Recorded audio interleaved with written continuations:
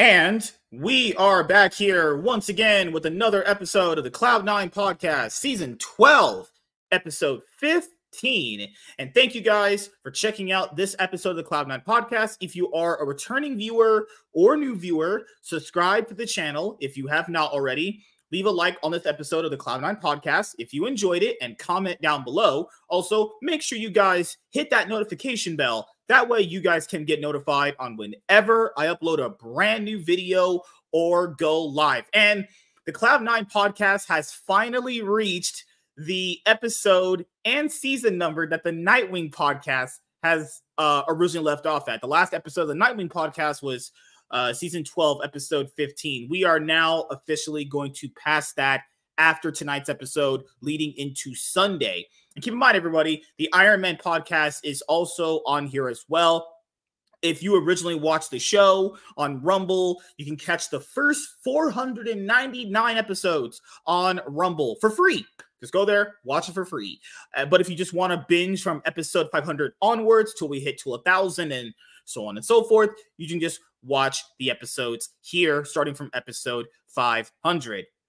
And what else do I have to say to you guys? Oh, as you guys know, more consistent content is dropping. I've been releasing more pre-recorded content. I have 2 of the videos already done. You guys are going to be getting them tomorrow, actually.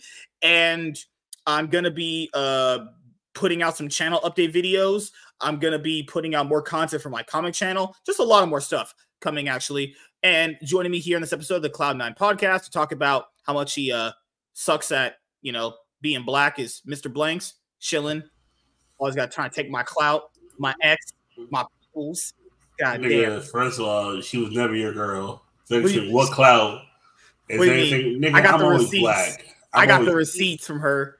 What receipts? I got receipts out the ass if she ever tries anything. Guess what? She sent me a picture of her ass. She got a tight little butt. What do you mean? What do you mean? You know what I mean, nigga. Oh, you trying to throw hands? You trying to run it outside?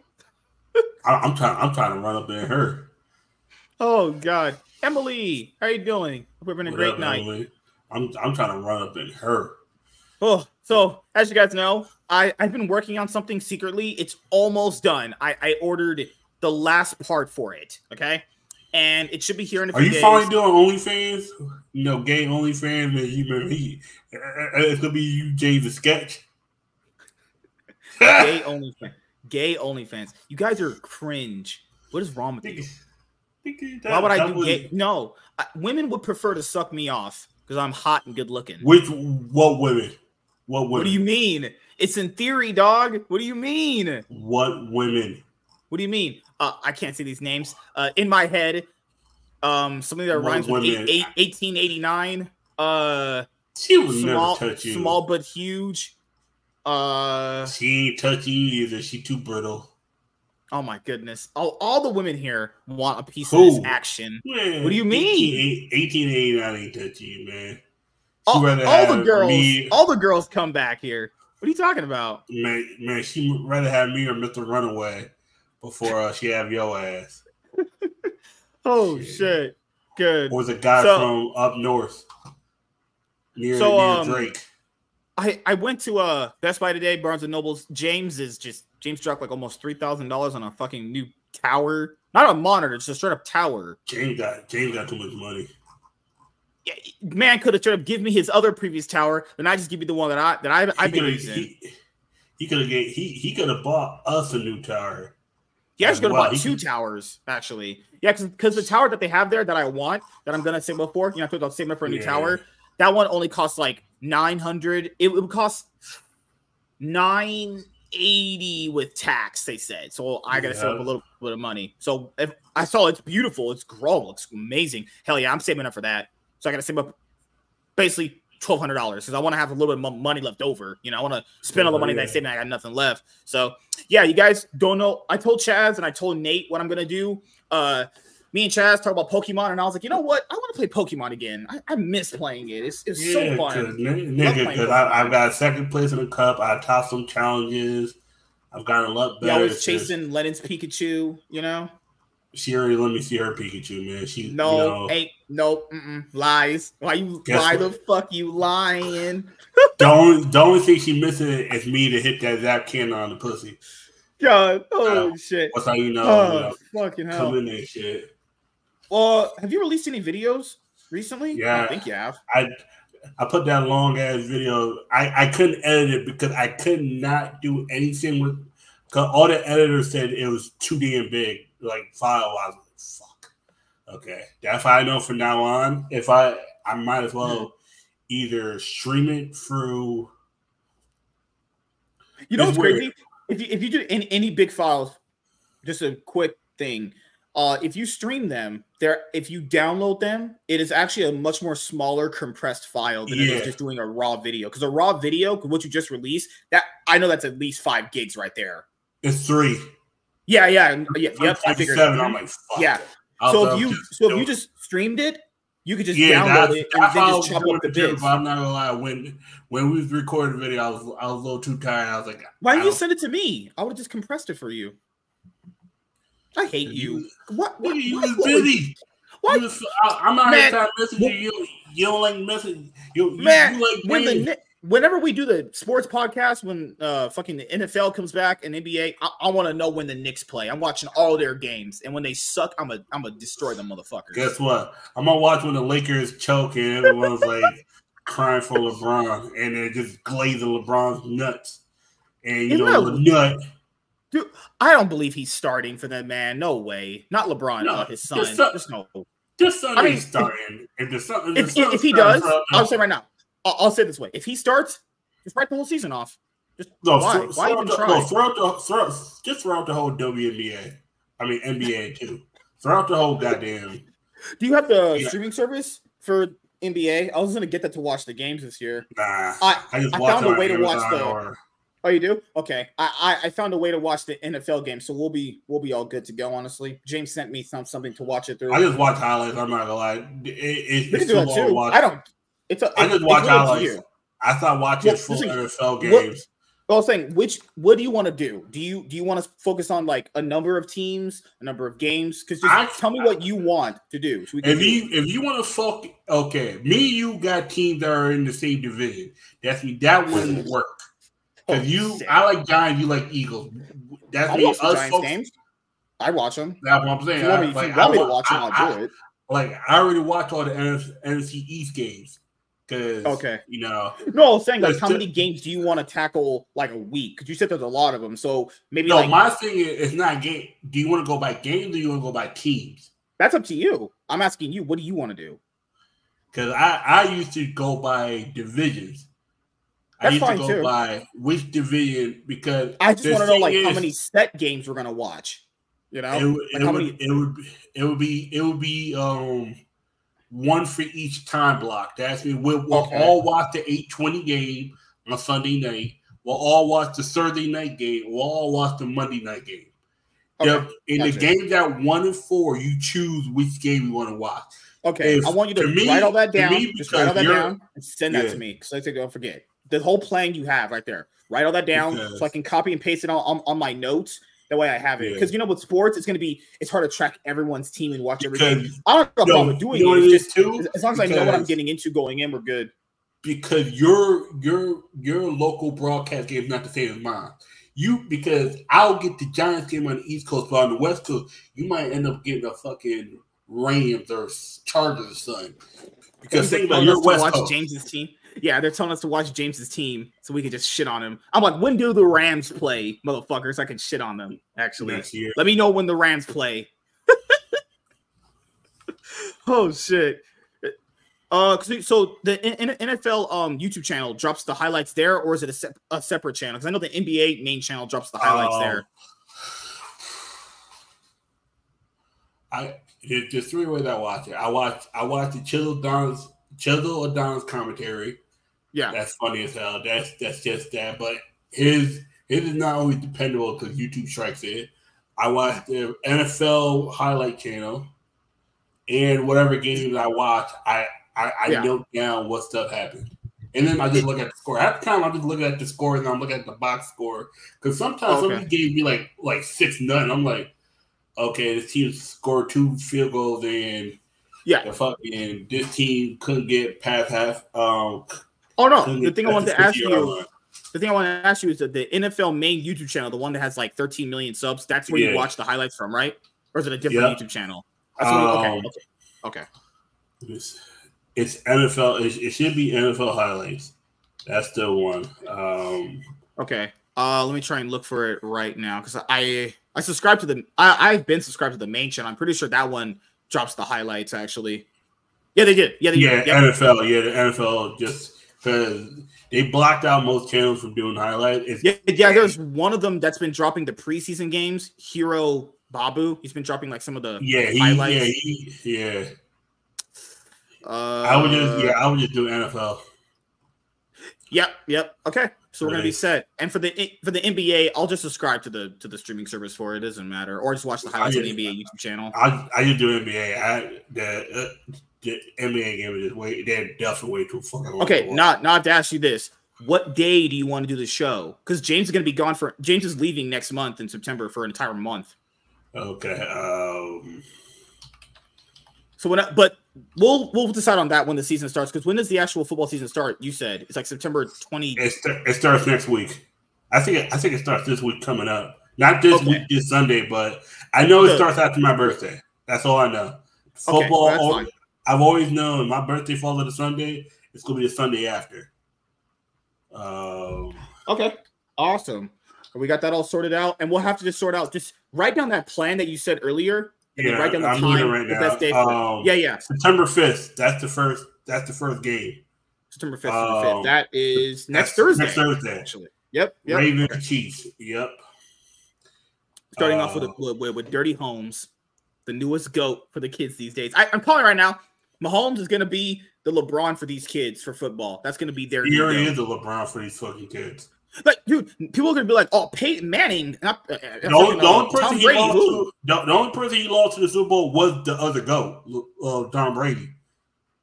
In his first year with the new team. Tom Brady is in the home stadium. Yeah. Nah. No, I don't think he will. But these kids, what they're gonna do is they're gonna try and retcon history. Like, no, but Mahomes is always so much better. He's just this. Man. I'm gonna tell you right now, they've been doing that. Matter of fact, if you actually want to have an actual football conversation, we could discuss that on how they do that for every decade for every sport. We'll do that next Hockey's Thursday. The only one they don't do it, but no one really gives a fuck about hockey that much. Don't tell Sean that. I've told Sean that me and Sean have a conversation, and people still acknowledge Wayne Gretzky as the greatest, but it's like he's like one cool. Yeah. No, it's like we'll have that discussion next Thursday because I don't. Will we have the NFL show after this? Yeah, probably after this one. It would have to be after. No, it couldn't be because it probably would have to be Friday. It'll be Friday. It's Friday because I'll ask you. How many games are going to be on Thursday to watch? Like only 2, one. 3? There's only one. Oh, wait. There's a game Friday night. It's your fucking team. Let's go. Get the Packers. Oh shit. Okay. Okay. If we can do it before Friday Bangers, then it's possible. Because if we review one game, that's not going to be anything. You know, we need at least like a few games there, like some meat on the bones. You know, or I'll ask you this: or we wait till Monday after the Monday show. We do it after the Monday show, like 8:30, 9 my time, and we cover that works because we cover like all the games that you want. That works because the last game ended at 11:15. When do you guys play? So I can watch you guys get clapped. The Giants, we play Sunday afternoon at 1. I won't be watching it. I'll be at a League Cup, hopefully. You'll watch it. You just watch it after you're done. Yeah. Jets play Monday night against 49ers. Jets are getting whooped. Oh yeah. All right. Because usually at my old thing, we would do a show and do the prediction each week of who's going to win. Because right now, I can tell you just by looking at the rosters, I could probably tell you who's going to win each game. I've been so out of the loop on who's on what team, so I'm just going to go in blind, and I'll just figure it out. I usually just look at the quarterback and then I go from there. And then the quarterback. Do you ever look at the running back too? Sometimes. It can depend. Yeah. And the reason why I don't say that because Saquon Barkley's on the Eagles now, but we don't know if we're getting last year Saquon Barkley or 3 years ago when that motherfucker got tackled and almost damn near died because he's made out of glass. That's it. You don't know what Barkley you're getting. He's gonna be ran into the ground because the Eagles all they do is. Hey man, is Aaron Rodgers gonna play more than one game this season? Never know. And he gonna play more than one fucking snap. He played 4 fucking snaps and tore his shit. If I'm Aaron Rodgers, I retire after that. Fucking. He's literally a freaking millionaire, man. He doesn't have to play. I get it. He has to drive to play. I fully get it. But this man is like a billion. Man, that's probably more money than God himself. What does he need to play anymore? Why are you hurting yourself? That's why when motherfuckers talk about, oh, Tom Brady might come back. No, tell that old nigga sit his ass down with his new girlfriend and shit. New girlfriend that probably rides him cowgirl, sitting on his dick as he fucking watches us play. Just watching us suffer is like no one. He could just watch Mahomes be the new GOAT. Honestly. Oh shit. Maybe we can go watch Taylor Swift's boyfriend play. Oh wait, we will. We're watching the Ravens Chiefs game. Can we?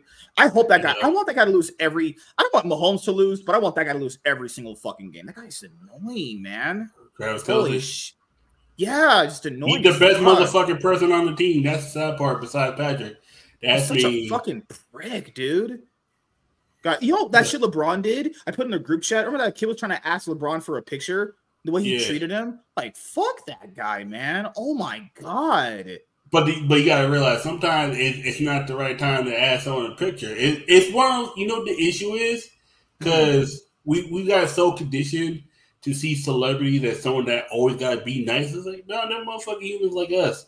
There was a player on the Saints. The kids were asking him for autographs and pictures. He did it. Forgot his name. Fucking, it was the guy with the yellow dreadlocks. I forgot his name. Fuck. Yeah, but guess what?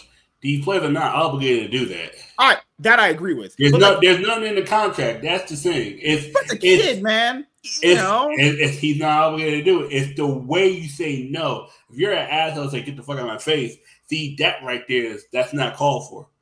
You know, I'll ask if you were him, would you take the picture with the kid? It depends on the situation. At that moment, I probably would, but I'm looking at the parent like, why is your kid up in my private space? I'm looking at the parent, not the kid, because the kid probably doesn't know better. He sees his favorite player runs up to him. I've had that when it was a while back. My cousin saw his favorite singer and ran up. I was like, dude, you can't just be running for the crowd like that. You a little young motherfucker. I was like, T-Jazz, hey, what's up, lady? How you doing? It was some singer. It was some fucking singer. He was cute. Start talking about some League of Legends. Start going into some leagues. So Chaz wanted me to watch the Weibo Top Esports series. Now, obviously, I was going to do it anyway, but at that moment in time when it happened, I just was so busy I couldn't. I did watch it. This certainly was a series. Like, Top Esports, I don't know what is up with Cream. He's a player where if he gets in his own head way too much, he just kind of starts really faltering. Like, Xiaohu played a whole lot better than he did in the series. There was many mistakes from Top Esports. So first of all, there was many moments where Breeze is just eing in on Renekton, flashing in and getting an extra kill constantly throughout the series where he shouldn't really be in that position to. Tarzan just ran all over Tien mostly in the entire series. Like, Tien just shit the bed the entire series. 369, you know how people are like, well, he can play carries and shit like that. I believe he can play carries. They don't really ever allow him to play carries. Now, that can be dependent on, you know, someone on the team has to sacrifice. Like, someone usually has to be like the supportive guy. It's usually either the top laner or the jungler. Yep. And Mako throughout the series was very off here and there. And because people know, Weibo made the roster upgrades. If you guys have been watching Weibo Gaming, they don't have the Shy anymore. The Shy chose to basically take a break, but he's going to be retiring because there's no way he plays again after this. I don't think he's going to be retiring, in my opinion. The Shy takes a break / retires. I think he's already retired, but he didn't want to say retired because he doesn't know if there's a he said he was only taking a break for spring split. I'm like, bro, shut up. He probably did and then get the offer he wanted. That happens sometimes. Yeah. You take a bad, you on a bad team, and your value just tanks. Actually, you know. Yeah, a bad team where you're the best player, but you play bad. It's like that's even worse. It's like shit. He already ints, and then now you're inting on a bad team, but then you're the only reason why they're doing good. Okay, they're ready then. What else was there? Mako didn't have the best series overall. Jackie Love played good overall. I don't know why they gave Jackie Love Ezreal in the final game. I've not been the hugest fan of Ezreal when teams have picked it in all the regions, actually. I think Ezreal's pretty meh, honestly, given how there's many other better picks to play. Yeah, that's pretty much it for Weibo. Light and Chris played pretty well. They're usually a pretty good bot lane overall. As people know, last year, BLG and Top, it was the BLG Top Finals. Then the summer split. BLG got upset, so it's LNG JDG Finals instead of the rematch. Now this year, the same thing happened. BLG Top's supposed to win, and then now it's BLG Weibo. And if you want to know this about me, I watched Tarzan for a very, very long time. And yeah, he's super talented. He's very smart about the game. If this man didn't have a mass choking problem, he would be considered one of the best junglers ever. Like, the amount of titles he could have won, amount of deep runs at Worlds he could have had, if he didn't just straight up just shit the bed under pressure, he would be considered one of the best. That's why I don't trust Tarzan going to the finals. I don't. I've seen this guy so many times in finals, guys. It's always a big, massive failure. Like, whatever level he's at right now, if people would consider that good, well, he plays like 10 levels down compared to that in the finals. It happens every time. The only time it's never happened was when he was on Griffin, the very first split he made the finals, and that probably was also due to the fact that there was no pressure on them because no one knew who the fuck they were back then. That was the roster of Doran, Chovy, Tarzan, Viper, and Lehens, and people know from the names of that paper, there's a reason why that team was really, really good, because you guys can see. So I think it'll be a 5-game series, back and forth. Honestly, I think it probably should go to 5 games. I really don't know. Is there a chance Weibo upsets BLG? No. I don't know. Well, I think it comes close. I think it's going to be a really close 4-game series where that 4th game could have went to 5. I'd say BLG just win both splits right now, honestly. I think they're just the best team. I just don't trust Tarzan in the finals. I'm sorry. I've seen too many of this, especially after that T1 series he had last year. Like, if that's not an eye-opener for anybody, then I don't know what the fuck would be for you. If that's not a good indicator of who the fuck, like how much pressure he can withstand on his brain, just no way, honestly. Let's talk about the LEC, actually. So the finals of the LEC are G2 versus Mad Lions in the lower bracket, semifinals. And then after that, the winner of that faces Fnatic, and whoever wins that wins the 2024 LEC season finals. But before that, let's talk about BDS. BDS are out. The year is done. What do you think, man? Worth, not worth, given what they paid for their roster? I'm not surprised. No, it's not worth it because you lost again. No, it's every time, honestly. You know? Every time, and it hasn't been close either time, too. Actually, sometimes it got even worse. Like, there were periods and points in time where some of these teams couldn't even phase G2 properly, and it got worse. Like, you're like, okay, the first time was pretty, like, solid, but it just progressively kept getting worse and worse and worse. And that's what it felt like for BDS. Like, apparently, Lebrov liked playing with Ice more than Crowny. Apparently, that was the thing. But keep in mind, guys, last year when they had Crowny, they actually made the finals and actually was 1 game away from making it. To be fair, in that reverse sweep, the games got progressively worse as well. But at least they were close to making and winning a title, and they actually got to Worlds last year, barring there was 4 seeds last year allowed for LEC. Yeah. This year, in winter, remember when Striker benched Adam? Because apparently he was being a little piece of shit in scrims. This man was threatening to... I heard rumors. I don't think it's true, but I heard rumors he was threatening to fight people. Like, bro, it ain't never that serious, dog. Come on, bro. What are you doing? It's serious when your team ending and not taking it seriously. And no offense, we heard that LeBron's a little soft. Like, Crowny was blunt, and LeBron didn't like that. He didn't like someone that did coddle to him. and then call the shit out. It's like LeBron would, and the thing, this is why I say there's intentional inting, actual inting, and fucking up. LeBron just fucks up because I don't really think he knows, because humanoid int, because he knows what he's doing and just chooses to do the opposite thing. You can tell in the gameplay when someone knowingly ints versus what LeBron does, when he's just not that good, honestly. Like Jun and Noah walking through the fucking bush. Like, why are you walking through the jungle? What the? that's just idiocy. That's not. It's like they could just recall with their entire team, reset the map, buy more items to win team fights. They just stay around in the jungle with there's no jungle camps to even get. What are you even there for? Exactly. And the thing with BDS, it just comes really down to just Nook. Like, Nook is a guy that gets you these results. Third on a split,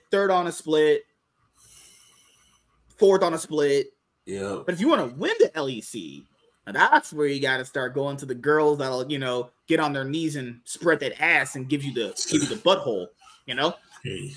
Nook's like the girl that just only gives you the fresh wet part and only does missionary. That's good every once in a while. That's cool. Yeah. But you want that real freaky bitch that really fucks your mind penis. What makes you just think about freaking if you're not having sex with her, you're getting delirious. You're seeing hallucinations. Yeah, Nook's not that kind of person. Nook's I've been always really harsh on him, but he's okay. If I had a scale of 1 to 10, Nook would be like a 6. Nook is never gonna be a super X factor Humanoid when he's not inting and caps. That's never happening. Even what other mid laner in the LEC has that X factor outside of Humanoid and caps, barring when he's not inting? Not many people do, honestly. Frescowy sure isn't it. I'm telling you that right now. Frescowy is certainly a mid laner. Yeah, because there's what's that guy on Carmine Court? Vladdy, Jackie's, Niski, Vetio, Larson,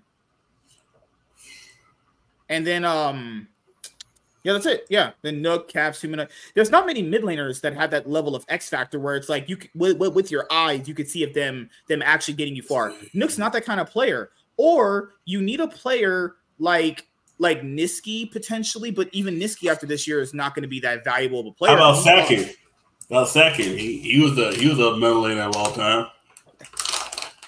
They need an X factor mid laner. Yeah, I mean he was an X factor.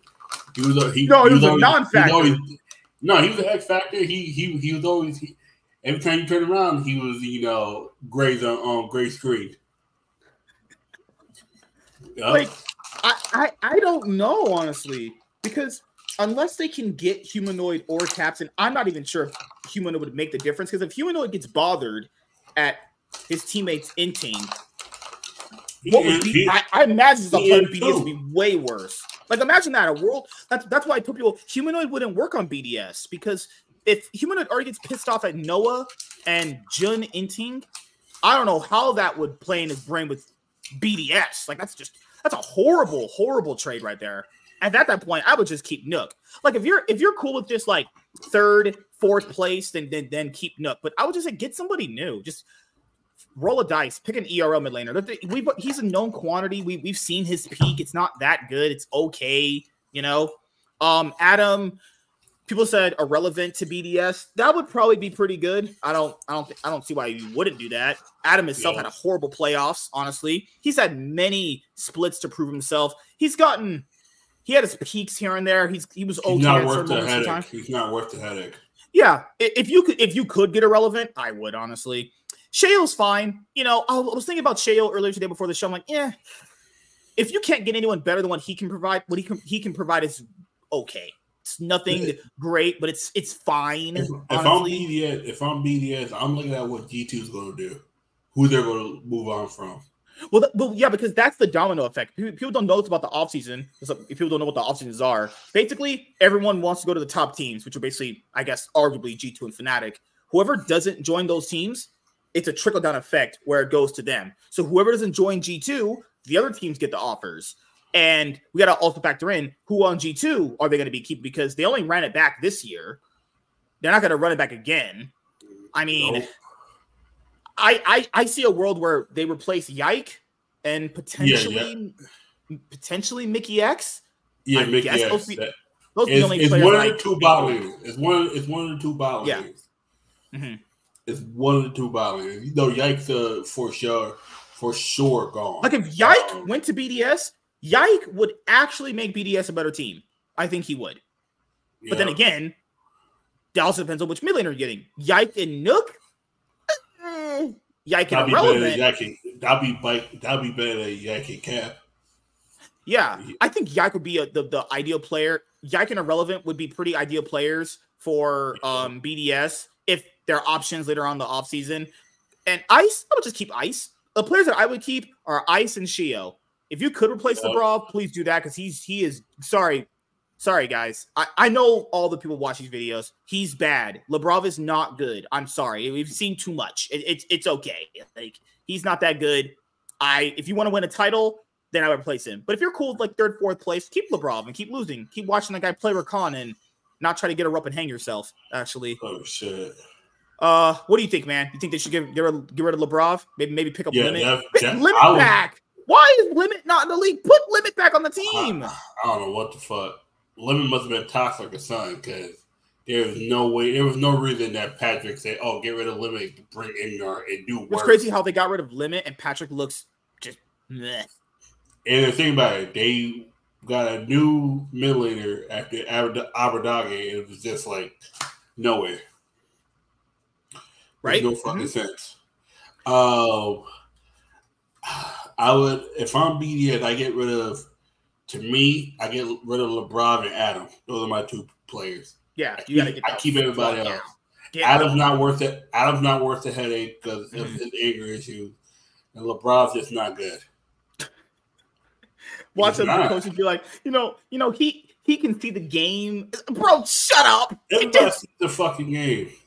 Yeah, he's not, guys. Lebrov isn't blind, because that's the line that Mac used on that Vitality episode for Euphoria. They were like, "What do you know?" Hill is saying it's gotten a lot of criticism from the community, and Max is like, "Well, he sees the game in a different way. He sees all these angles," and it's like, bro, why are you trying to gaslight us into believing bullshit? Shut up. He sees all the angles to it. He knows 57 ways to it. Like, man, you know how Doctor Strange saw like 13 million ways. Yeah. For the thing. Hillsing sees 13 million ways to end. Yeah. And they all involve him slashing it forward. And yep. Do you see any of the rogue players going anywhere? Maybe you take a chance and pick up Larson. I don't see any of the rogue players really going to a roster, honestly. Okay. I have to go actually look at, because I don't know who's on. There are Finn, Marcoon, Larson, Zolis, and Comp. Okay. I have to go by faith, because I'll probably Okay, there we go. Fuck. Yes, sir. Ritos, Auto Square. I'm just kidding, guys. Oh, you want the rogue roster? Yeah, like by faith. I gotta see it, because I'm not gonna lie. Well, how do you not remember these things, you motherfucker? Because they suck. Yeah, Finn, Marcoon, Larson, Finn was on the Strawlers. That's me. No, he was on the Strawlers last year. He was trash then. Okay, let me see what these motherfuckers look like. Okay, Finn. Mark. What team was he on before last year? He was on SK Gaming, right? He's on SK. Remember? Yeah, he did well on there. Yeah. Fuck. I'm willing to give him another chance. This might have been just a bad team for him. Yeah, he regressed this year, but yeah, I would Comp. You gotta Comp is a Comp and Noel is a no. They were both not good. He peaked in 2022. Yeah, Lars is 50-50.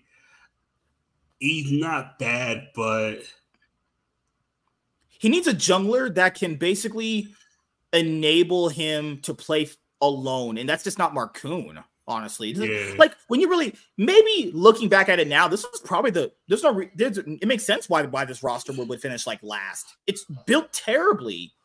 None of these players make any sense stylistic wise together. Honestly, who's the top? And so at least I don't know what the fuck. Who's the top lane before Finn? Remember? Oh yeah, okay, yeah. Now so this not Olamide. Sorry, it was Okoye. There was Shigenda. Yes, it's Shigenda because Olamide was on Giant X. Yes, yeah. Yeah.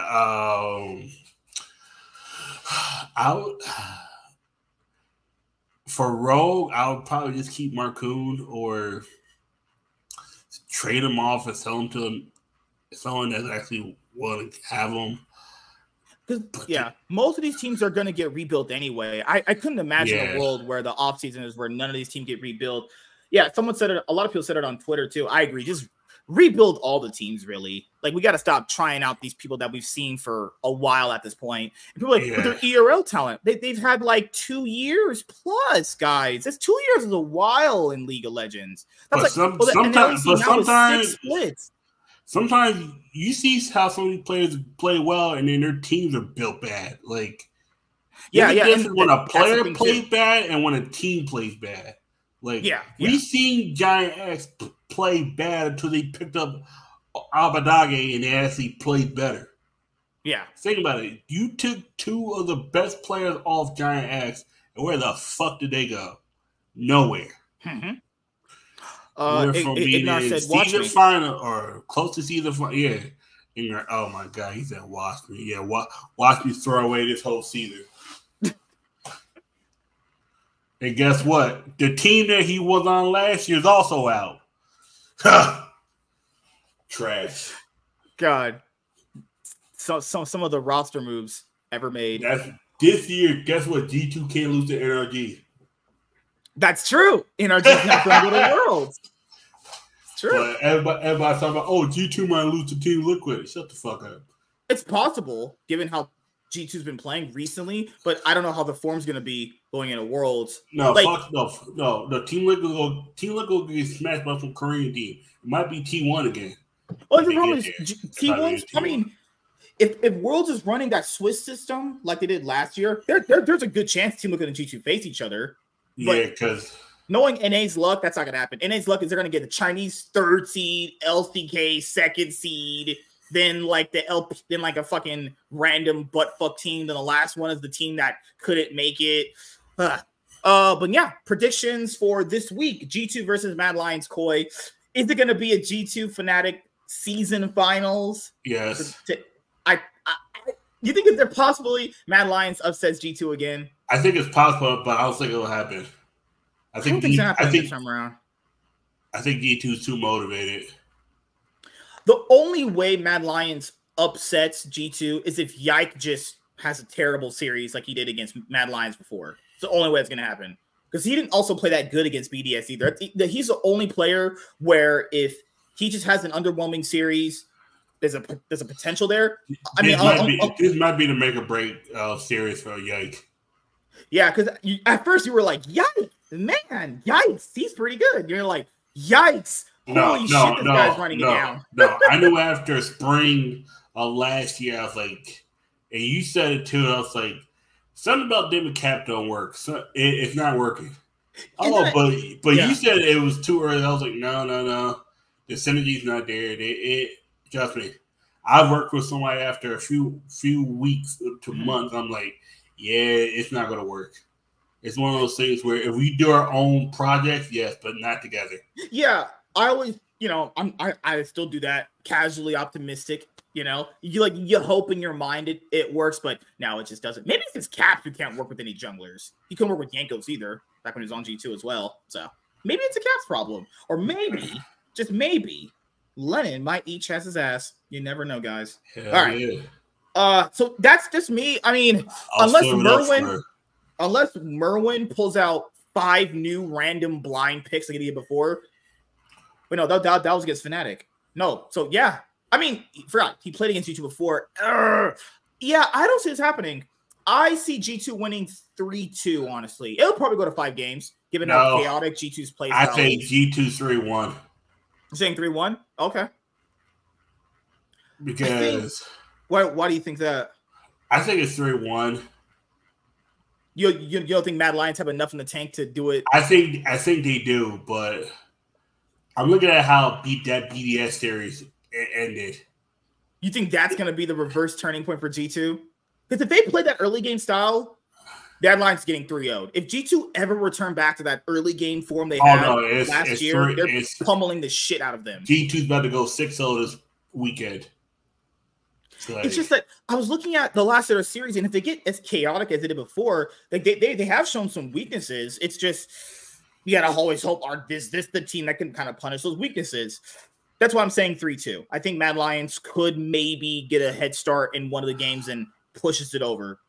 I think it's gonna be a game 3 where G2 gets a little lax, and then Mad Lions try to grab momentum in game 4. Something goes wrong in the bot lane for Mad Lions. And since there's gonna be Fnatic in the finals, we'd have to predict it 2 different ways. So if G2 make the finals against Fnatic, does Fnatic beat them this time around? This is what I'm saying.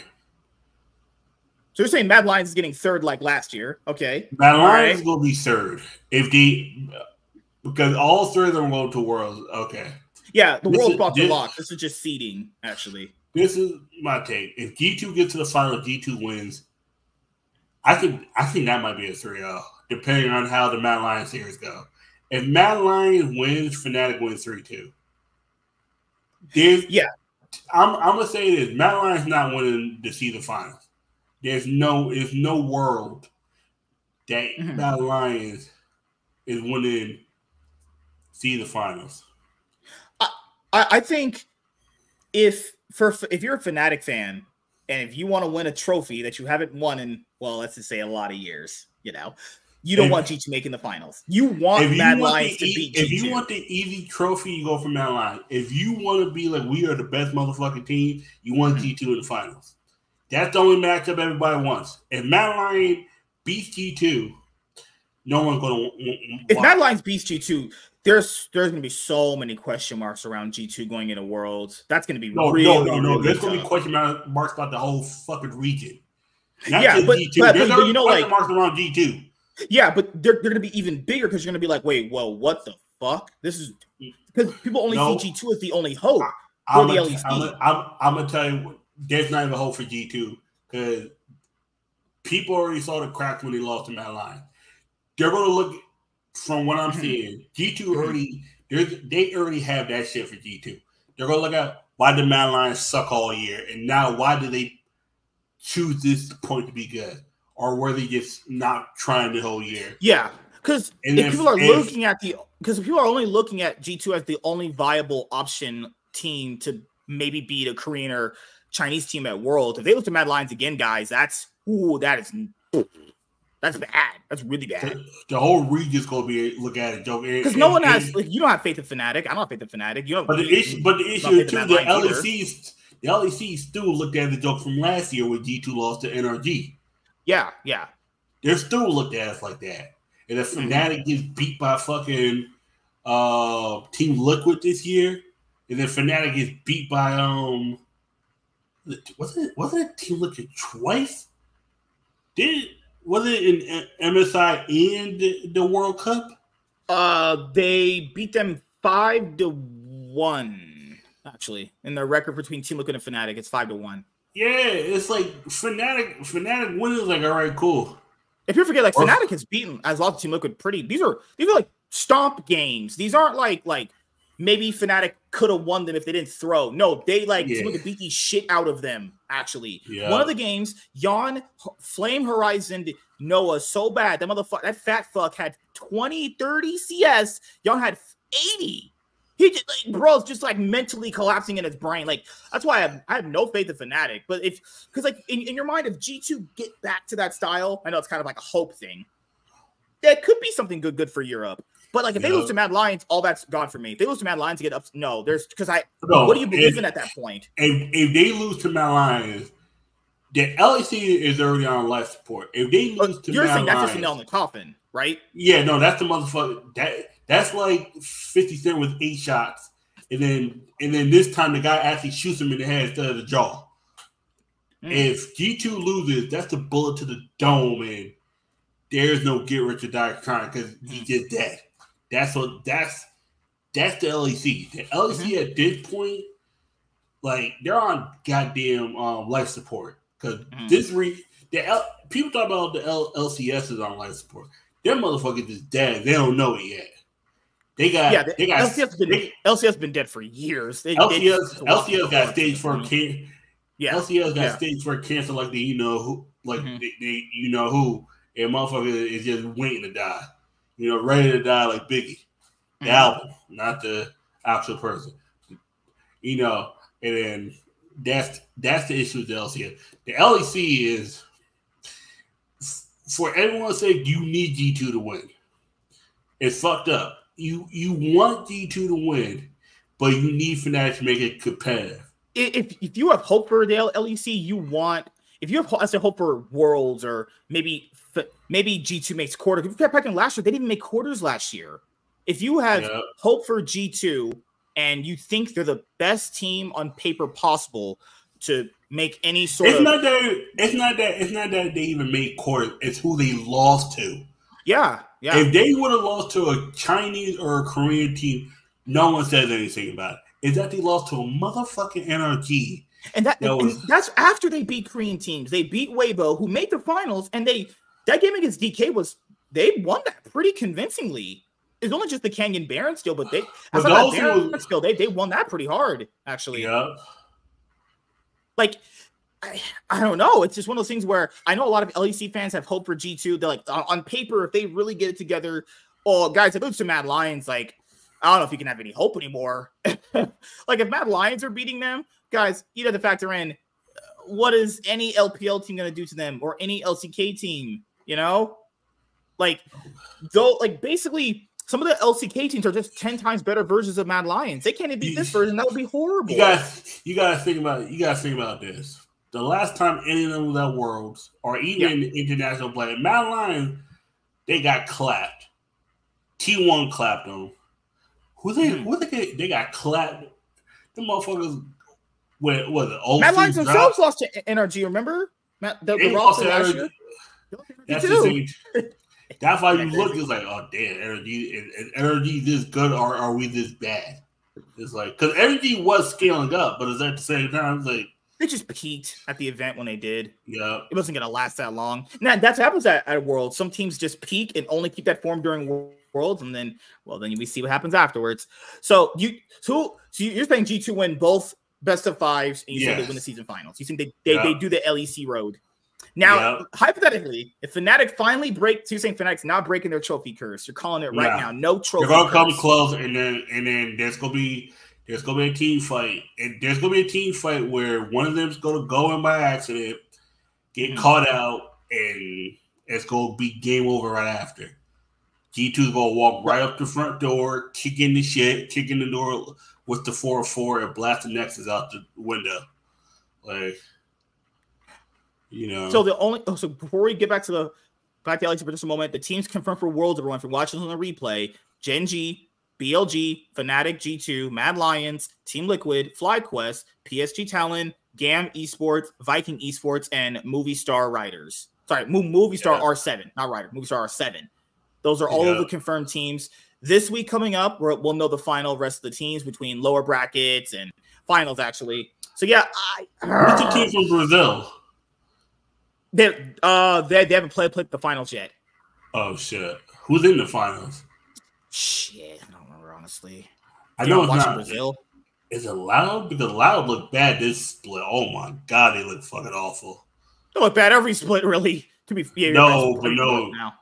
But this split, these motherfuckers get beat by. You're like, this split is just it's criminal. Oh, the finals is gonna be Pain Gaming versus the Viking team. Oh, okay. Vivo Keat yeah. Stars. Oh god. What name is that? That sounds like motherfucker just keyed your car. Brazil's fucked because Loud was the only competent team, and Loud couldn't get there because they. Oh yeah. Loud's not going to be at Worlds. They lost to Red Candidates. The finals is going to be Pain Gaming versus. Oh god! What is every region? The spring split. You're like, okay, this is finals. Then it gets close to the rematch happening. Then it's a different team.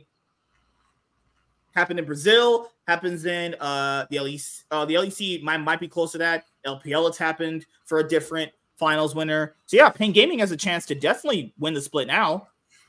Because I know that Loud was always kind of like the nail in their coffin usually. Yeah, Loud was the team that could have made noise, but they always fucked up at the last minute. They over aggression or under aggression. Pain Gaming will have Robo. Robo's just if Pain Gaming does not win, throw that whole region out. Just burn Brazil, not the country, the region. That's not the region. You know what's going to happen next year, guys? We're going to have to go fly over there, jet lag, to play and one best of 5. One best of 5. I'm going to go over there and find me Bro, that girl's going to be putting her tongue so far up your ass, your eyes are going to roll back. That bitch is dirty over there. Most of the Brazilian, you know that Tom Brady's ex-wife is Brazilian, right? Giselle, she's Brazilian. I did know that.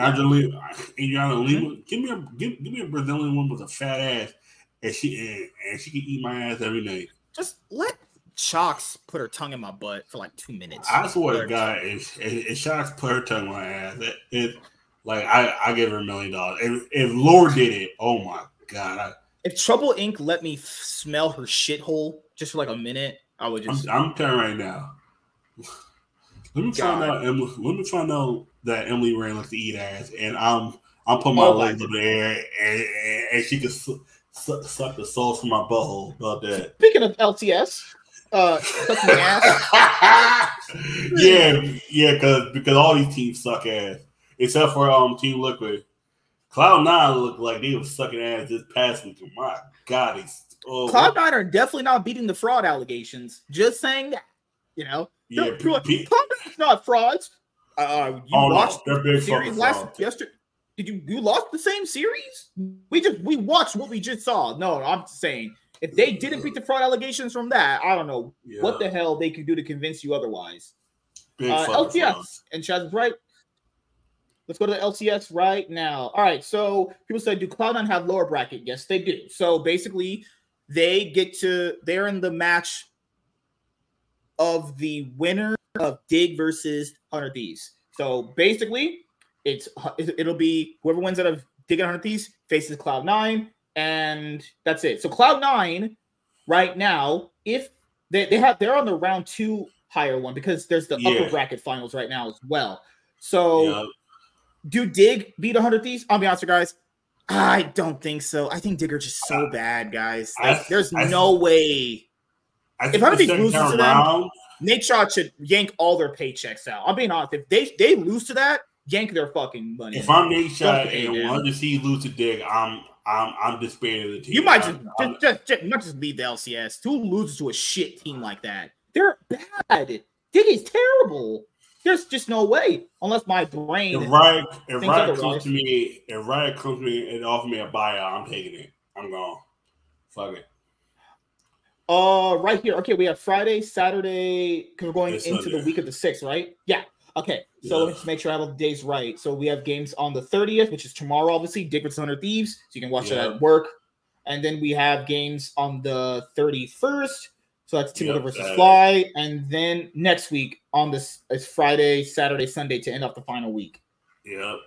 So finals weekend is 3 days. This split coming up Friday, Saturday, Sunday. So we have 100 Thieves versus Dig and Toss, Team Liquid versus FlyQuest. Those are the matches, actually. Yep. Let me see. What's the September 1st? What the hell? Wait. Yeah. Hold on. Wait a minute. Is there games on Sunday this week? Sunday the 1st. Oh, the LEC. No, I was thinking for the LCS. It should be games. No, no, the LCS is only 2 games. Yeah, they had the one day, which was Friday, Saturday, Sunday. Yeah, that was the one day I remember because it was Friday, Saturday, Sunday, Friday, Sunday. Okay, let's make sure. I'm gonna not predict for the match. Let me make sure really quickly. Did you see the ad for the LCS finals on YouTube? Bruh, guys, just saying. Playoffs right now. Let's go LCS. Okay, LCS stage. Oh my god, man! I'm supposed to find this shit. Fucking fuck my pussy. Okay, so we have the 30th, the 31st, and then we have the next week of Sunday, and then we have the 6th and the 7th. Oh, okay. Now I get it.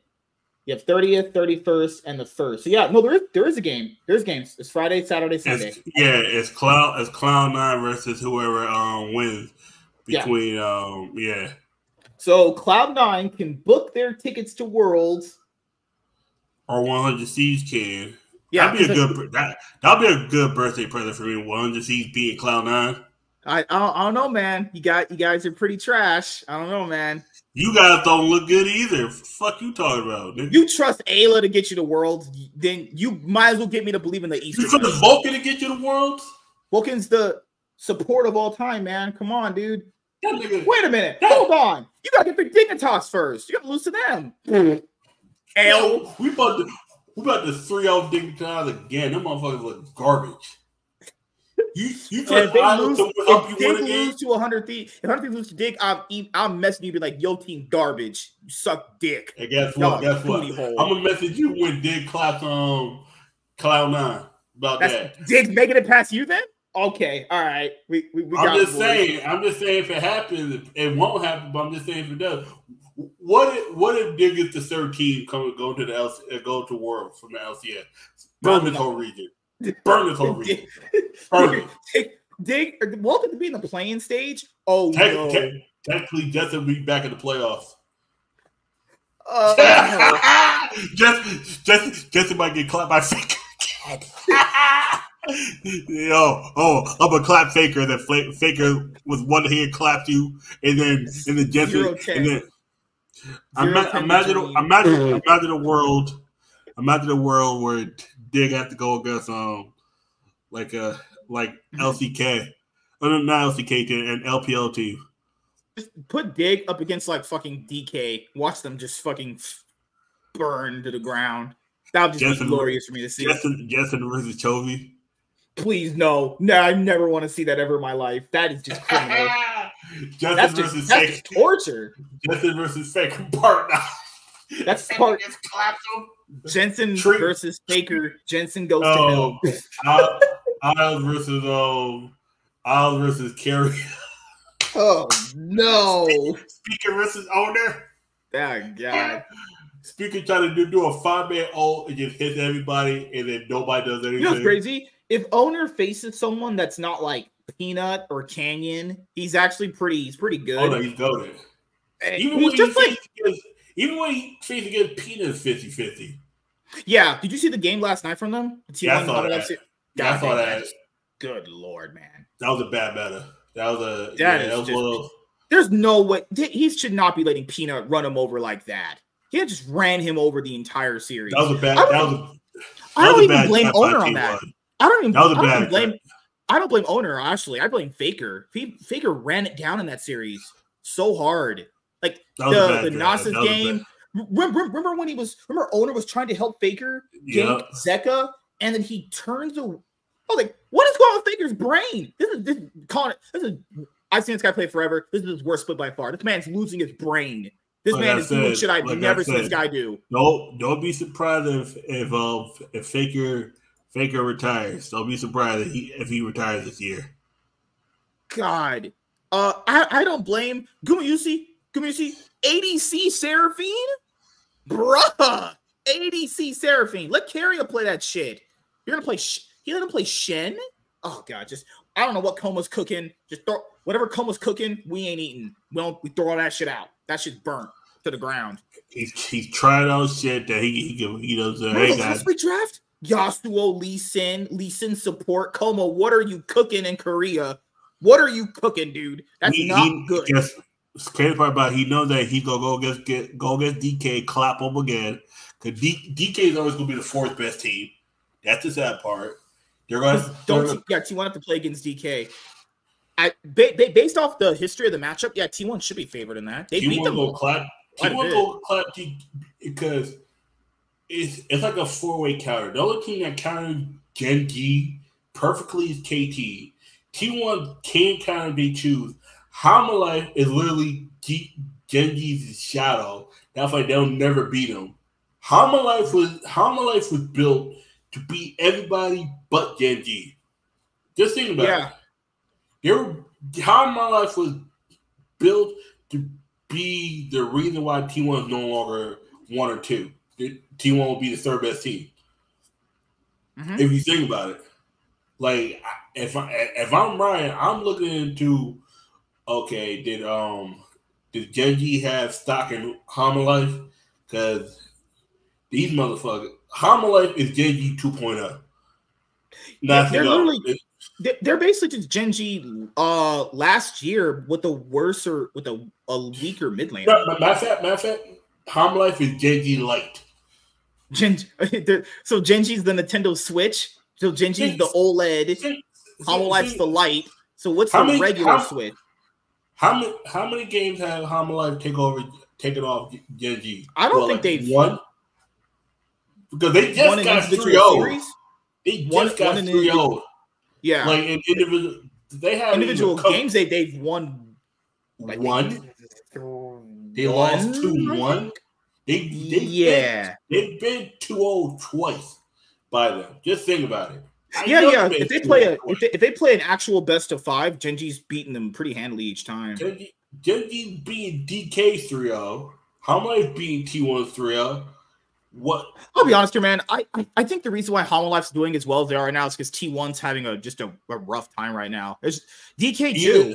I think if T1 especially Faker gets back into form. I think DK is as good as they're going to be. They can't beat the 3 teams better than them. They can't. DK will always the only way possible is if if they put all their eggs in Aiming's basket. But that's just like, and the minute you do that and you catch him off guard, DK is getting 3-0. You can't put all your baskets into the support. No support? Well, their support. That's the thing why DK can't win. DK supports are terrible.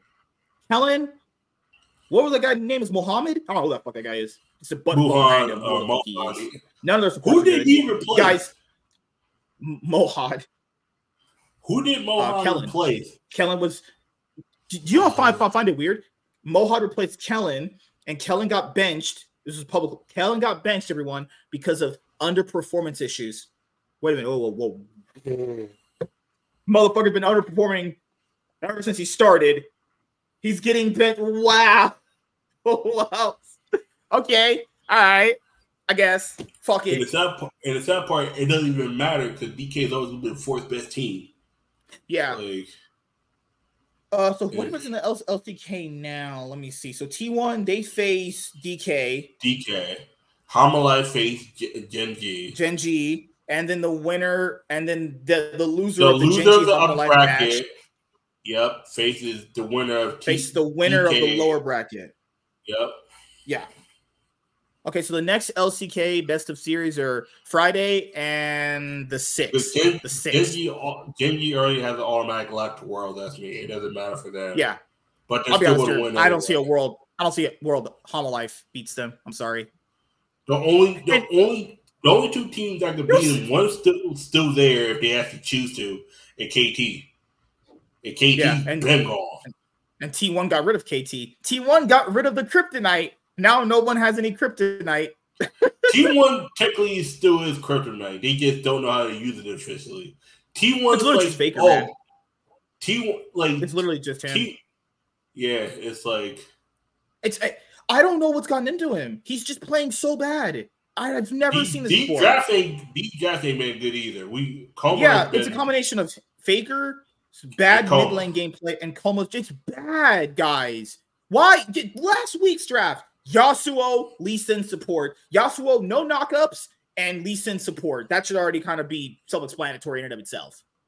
Yasuo, Lee Sin. And that was the one game they lost. Think about it. If you don't draft that, T1 3L is KT. Yeah. Also, another problem with T1 of their weakness, they don't. Does Faker play Smolder? He's played it like once. He's not gonna. Smolder. I won't put him off. He plays. He's not Smolder. good on it either. Yeah, he played it. He's good. No, the issue is you have to counterpick Smolder, and you need to. Okay, if you're gonna put Faker on Smolder, you need to build the whole team around protecting Smolder in a sense where your ADC is gonna have to do a shit ton of damage because Faker's not. Think about it. If Smolder would have came out like back in 2017 when Faker's wrist was still good, oh no, Smolder T1 actually beat Samsung White or whoever the fuck they faced in 2017. Faker don't got the same wrist speed and durability because you're doing a lot of clicking, a lot of tapping, for the auto to get to the 225 stack. Faker don't got it like that anymore. If you're going to have someone on Smolder, you got to have it on Gumayusi. It also seems to appear that him and owner's synergy, which has always been pretty good for the most part, has also been kind of faltering. Just off the last game we saw, the individual mistakes was just weird. Synergy hasn't been as good as you thought it was. It looked a lot better, and I'm gonna tell you, better. It peaked during Worlds 2023. It was maybe that's what I'm living off of. It was somewhat there in 2022. It was somewhat there in 2022, but that was everyone was new. It peaked during 2023 Worlds. Yeah. But that was at the point where it was like once Genji lost, T1 needs that pressure where it's like, okay, we're the last Korean team in Korea. Okay, let's put the motherfucking cape on Faker and let Faker become Superman. That's what it was. Because we've been said this. If Genji doesn't lose to BLG, it's Genji and T1 in the finals. Because the only team that was able to beat the only team that was able to beat Genji was BLG. It was crazy. The loss that T1 had to Genji, it made them rethink their entire playstyle to the point where them losing that one match made them win the entire thing. That's crazy. They switched their entire playstyle from that one best of one loss. That's it. That happened to me when I played Pokemon. They were like, this playstyle doesn't work. That's what we're good at. Pokemon. I went back, looked at this one card. I was like, all right, cool. How do I beat this matchup? Oh, let me put this one card in. It fixed my matchup about 90%. It was like, that happens. Sometimes all it takes is, oh, damn, okay, I'm getting fucked by this. It's like as a gamer or a card, you need that wake-up call. When you get beaten so bad, your mind just opens up. You're like, that happened to me in the finals when it was like, how the fuck do I beat this matchup with a guy? I was like, oh, okay. I was trading when I should have been picking off because someone said, no, what you should have been doing, you try to trade blow for blow. You need 2 to 3 hits. What you should have been doing is take out his engine. You take out a car engine, the car can't run. But if you take out a car's wheels, the car can still drive. It's like, think about it. You take out the driver, the car can still be going, because the foot's going to be on the pedal. But if you take out the engine can no longer go. I'm like, damn, that's facts. You got to take out the fucking engine, and that's Genji shut down the engine temporarily, and then T1 was like, all right, cool. We need to do this. Genji were on the different side of the freeway. T1 were on the fast lane. Well, one of them went to the very end of the fast lane. The other one crashed and stumbled because Chovy was like, I'm going to play Akali in this Orianna Nico. What the hell is wrong with you? The issue is man's out here cooking, and the issue is, if Chovy says, "Hey, I think Akali's really good into this," are you gonna question him? You're gonna be like, "Oh, okay, you probably know." No, buddy, I'm gonna tell you why the coach should have, or the manager coach should have questioned him then, because he didn't have no clout then. Now you don't question him. Back then you question him. You're like, "You sure about that?" If you the manager was the coach, scorer, yeah. Because I'm gonna tell you what, the difference between Chovy this year he doesn't take those risks like he did last year. Mm-hmm. If he doesn't feel like it's 100% accurate, he doesn't go with it. Plus, he had Aaron Mid last week, as you say this too. And he's Aaron Mid, but he's playing against. He's playing against who the fuck was he playing against last week? Showmaker. Yeah, Shoemaker. Showmaker be looking sleepy half the damn time. You see this motherfucker be looking like he's sleep playing. Like, God. This man played traded mid at a single point. That's crazy. This guy's insane. He's just that, like, he has that confidence now. He has that championship buff, not just the LCK. Because no offense, the LCK championship doesn't mean shit anymore. And I'm not saying that you should try to go win the LCK, split. If you win it, once you win a championship twice, the buff is gone. You now need an expectation. If you're it becomes an expectation, it's like is like it shouldn't be like, well, let's just not win domestically to hope to do well internationally. It's like it's like you go out there, but you're expected. But now there's no like, oh, I'm this. Everyone already knows you're this. Now you need to go, okay, motherfucker, you need to go win the MSI. You need to go like when he didn't do well at World Cup, people started actually that was a wake up call for them too. You forget they lost to Top Esports in a really embarrassing fashion. It made them basically win. They won every game except for they didn't lose a single best of series game until like week 7. Yep. 7. All you need is just that wake up call. Sometimes I don't even say you get cocky. I don't think it's even that. I think it's that's why you need a wake up call. Sometimes that's why when he lost to KT, it was actually a blessing in disguise. It's like, all right, cool. We're fucking everybody. It's like, all right, cool. That's like when you get your ass whooped. Mm-hmm. Like, man, have you ever got your ass whooped and then someone trying to challenge you to a fight after you just break their fucking jaw? You just punch them one time and the motherfucker. I'm not a violent black guy. Like you're no, but I'm just saying. I'm just saying. You kick your ass with one time, you get back in that game, you start training, and the motherfucker say, "Oh, he got his ass with knock and test him," and then you come up to him, you swing a punch, miss, and then he punches your fucking eye out. It's like you don't test a motherfucker who has something to prove. Genji just lost. They no longer are gonna go undefeated in the split. They're fucking everybody like the Eminem lines like a necrophiliac in the morgue. They're fucking everybody. Like those games against Bro. If you guys ever watch those live, they beat Bro in ways I didn't think it was. Yeah.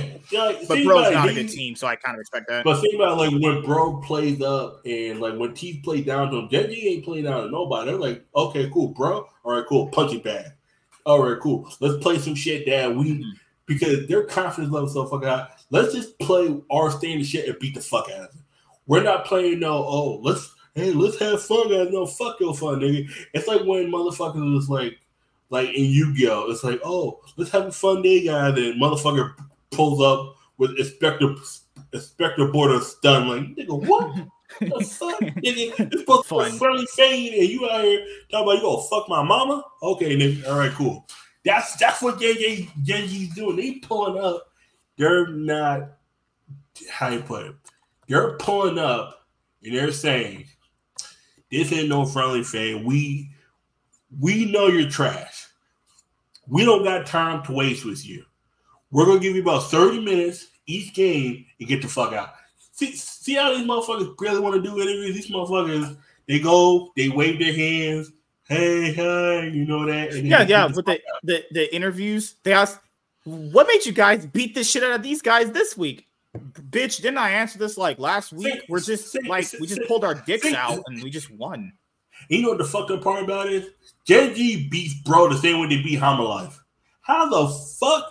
Hamalife the second best team, and you beating these niggas like they the 10th seed team. Wait. When that ever happens, you're like, is that second seed good? But like in your mind, you know they're good. But it's like they're good, but embarrassed you pretty hard. This. Hamalife's the second best team, and there's still 3 games behind them. It's not like it's because Hamalife is losing to other teams too. Think about this. See, like Genji's 17-1, and at one point they could have been 18-0. Think about Genji's 18-0. That's me. Hamalife is losing to them twice. They're losing to them twice. That's me 2-4. Like Yeah, 4-0. Like Hamale's two of their two of their losses is Gen G. And like they beat T1 2-0, but then they're getting fucked by KT. KT's beating them, or DK's beating them, or they're losing randomly to not Fair X. Who else beat them? Quandong or something? Like, the fuck? It's like, oh, we could beat the third best team. The third best team decides to troll some days T1 and lose to a team they shouldn't be losing to, and then they stomp the fuck out of KT the day after. It's like, oh, fuck, okay. It's like... what's it too? Before we go to the LCS, where else people at when they said KT was so much better than all these other teams because they randomly beat T1 in the best of 3 before they went to the Esports World Cup? Guys, where's KT at? Oh yeah. They gone. They're going to be in the second. They're the second seed of the regional qualifier. Yep. Where is KT? KT are just an upset team. They're not actually really good. They're just a team that has high variance to them based off. If they play against a bigger opponent than them, there's a chance of them upsetting. But if not, they'll play down to their competition too. They're just CLG of LCK. They've always been that way. Except for like a year here and there. I'll say much more better. Yeah. Yeah. Like, someone say, oh, how did KT beat JG?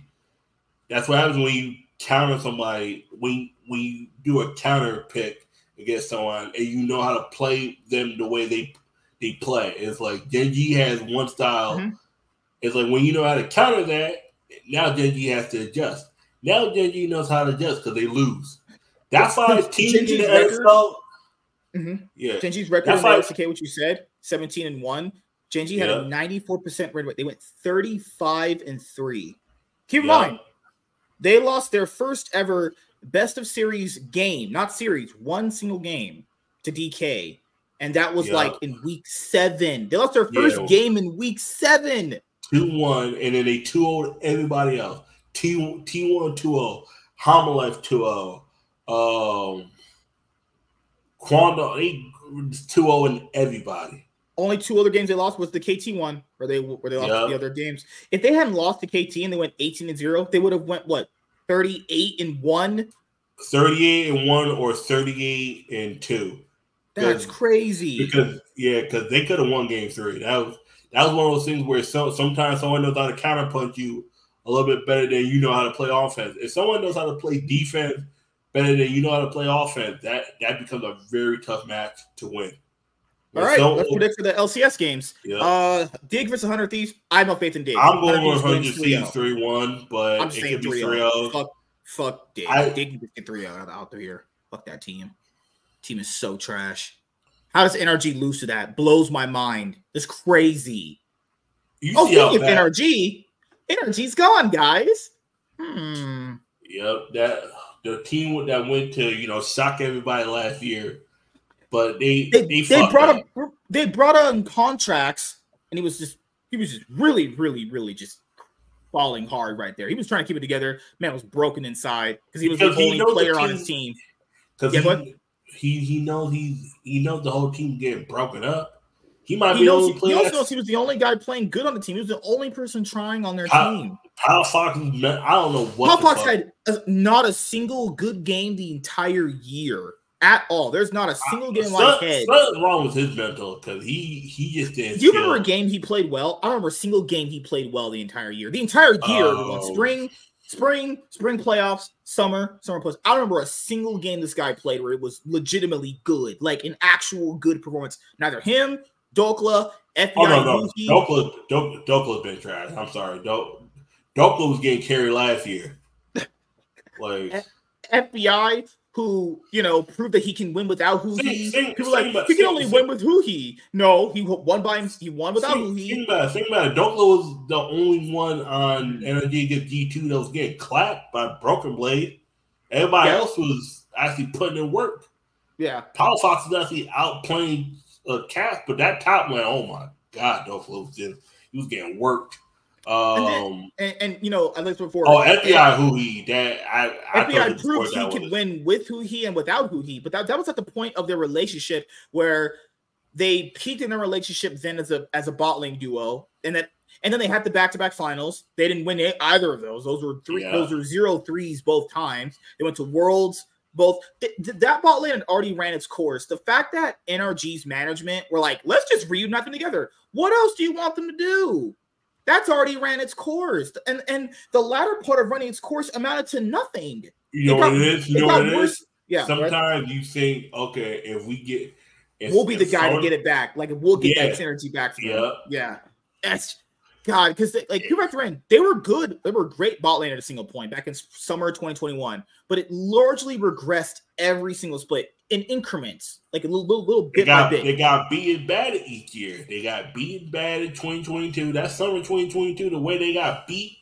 Mm-hmm. You saw after when they were doing that World's Draw video was so cringe by them. The way that they're all not talking to each other. FBI is just talking to Reaper. Abadagi just sitting in a chair, just looking like, man, I want to get the fuck out of here. Someday was over there just chilling. He was, man was on his phone. Someone was on his phone, not even looking at who they were going to draw. Because initially he was trying to talk to people, but everyone was just like.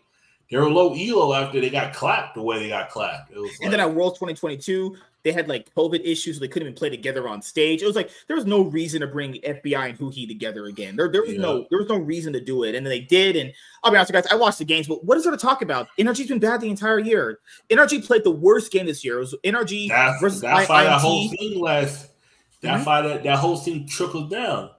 Energy was a fluke. That's the G2 losing to them makes them look even worse now because it's like, was G2 really good in the LEC or all the teams are trash?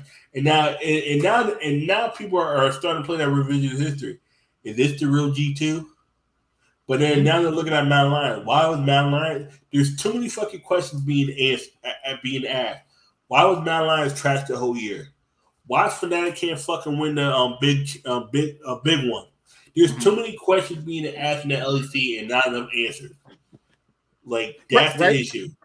Because NRG also they played one of the worst games this year, guys. NRG versus IMT. Remember week 7 after that break? Yup. Woo! I remember watching that game. That break was trash. People say they were who he on the pros episode. He was like, the break helped us out. With what? You guys played the exact same way. There's nothing helped you. You're trash. Sorry. And a lot of technics said that was a lie. Fuck out of here. They were like, the break's helpful for us. We learned a lot about each other. How Cat Williams said all lies. All lies. Like, it's like they learned a lot in the break. This is all week lies. 5. This is week 5 of summer, What are you saying? That's like shit you say at the beginning part of spring when your team's just formed. Lies. What are you talking about? Who he said number lies. You lying. So I'll predict 100 of these wins. It could be 3-1, 3-2, 3-0. I just want I'm gonna say 3-1 because I think Dig might catch him again. I would not be surprised if it's 3-0 again. Dig look like shit. After that, upper bracket finals, Team Liquid versus FlyQuest. Do we get a repeat of spring? Oh no! What if that happens? We might get a repeat of spring. It's the same thing. It's the same thing with the LEC. If Team Liquid lose, every other team's fucked. FlyQuest is beatable. Yeah, and that's actually worse for Cloud9. If Cloud9 want to win the split, which I don't think is going to happen. Oh hell no! If Team Liquid get knocked down in the lower bracket, if you're a Cloud9 fan right now, I myself, you need Team Liquid to beat FlyQuest. You can beat Cloud9 can beat FlyQuest. I don't think Cloud9 can beat either team.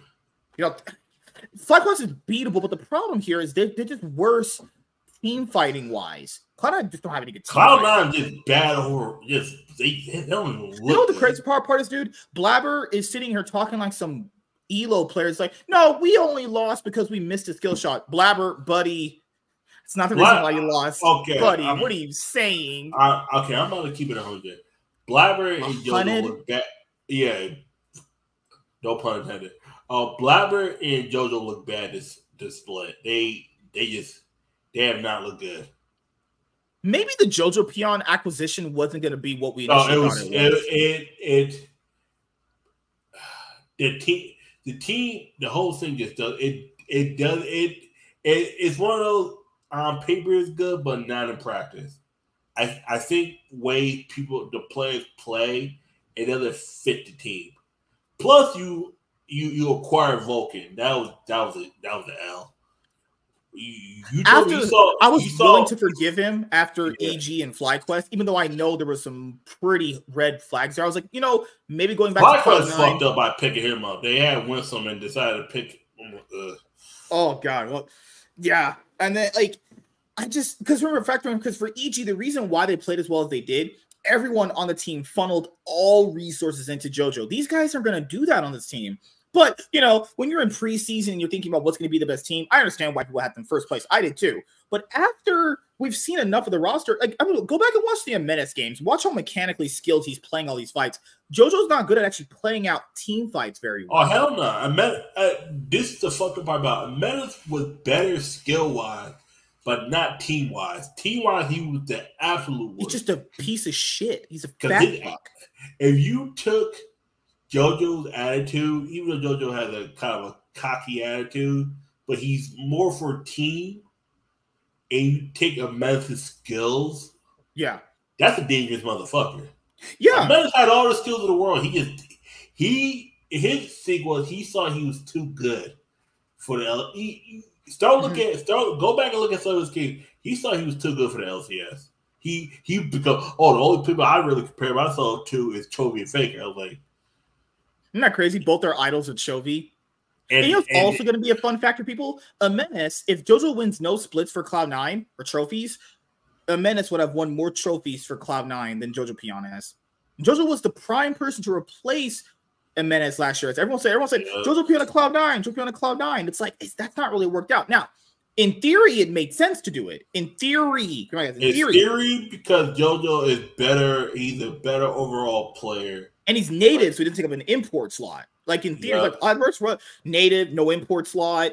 We're getting the same level of player, but you're not getting the same level of player. He's worse mechanically than a Menace, so it makes playing out team fights harder, right? He's not as smart on the map as the Menace is. A Menace is just a piece of shit of a person. He's a shitty allegedly person.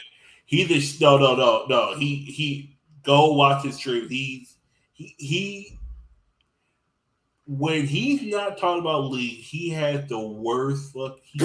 He's not motivated to do nothing.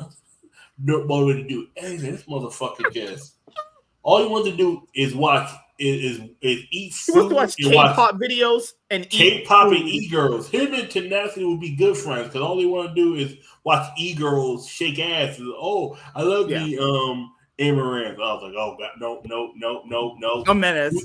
Jack was the Jack's the motherfucking owner of Cloud9. You need what the Pelicans did for Zion.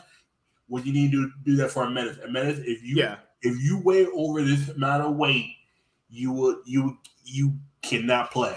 Y'all needed to be so strict with a Menace. Like this motherfucker out here eating.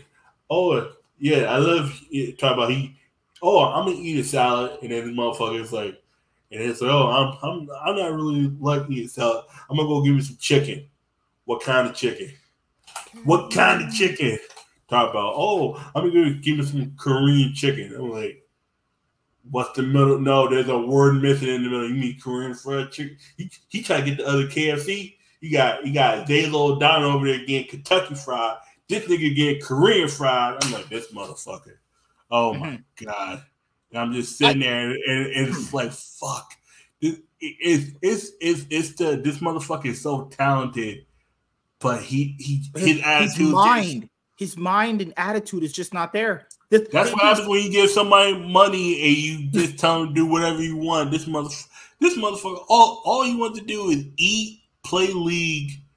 Remember, David screwed over Diplex. Remember, Diplex came over, played 3 LCS best of ones, and they're like academy team. Oh, we don't have an academy team anymore. Go back home. Wait, what? Yeah, I felt bad for crazy. So we're at this point. If you're a Cloud9 fan, you want TL to be in the finals. The beatable option is FlyQuest if you're trying to win the split. Yep. But the thing is, they're gonna have to face 100 Thieves. Actually, if they do ever win against Dick, you're getting clapped. You guys, you ain't shit. But we're gonna go to Worlds. We don't know. I'm gonna tell you why we don't. You would think you have faith in your team after TL just put their fist in your ass. They crushed you bad. And that's the same thing. And what the fuck happened with Cloud9? Those games are winnable. No, Cloud9 almost got 3-0'd. Like the fuck, I expected Team Liquid to clap 100 seeds. That made Ayla was doing his best. Ayla was doing his best impression to make sure he doesn't go to Worlds this year. Like Ayla, if you win the series, you go to Worlds, right? Oh, I don't know what the fuck he was doing. Man, counterpicked himself. Man picked Leona. He picked Nautilus into Leona to counter himself. Ayla, what are you doing? Leona extremely counters Nautilus. What are you doing? Just, oh my god. I'll be honest here. The 100 Thieves upsets Cloud9. All that roster needs burning. Burn it. No players. Yep. I don't care who the fuck. The Thanatos will probably stay because he just got there. But realistically, all y'all. I would keep Sarah Shoulder and Berserker. Gosh, if they lose to 100 Thieves, that's on the level of what the G2 Mad Lions conversation we had earlier. It's like 100 Thieves makes it past Dig and upset Cloud9, or even let's say even they don't make Worlds. Let's say they have a close series against them. Let's say it's a 3-2 nail biter. It's like that's concerning. If it's a 3-2 nail biter, it doesn't matter. I'm telling you right now. If FlyQuest happens to beat Team Liquid and Team Liquid is waiting for Cloud9, you're fucked. You're fucked. You're not winning those plays.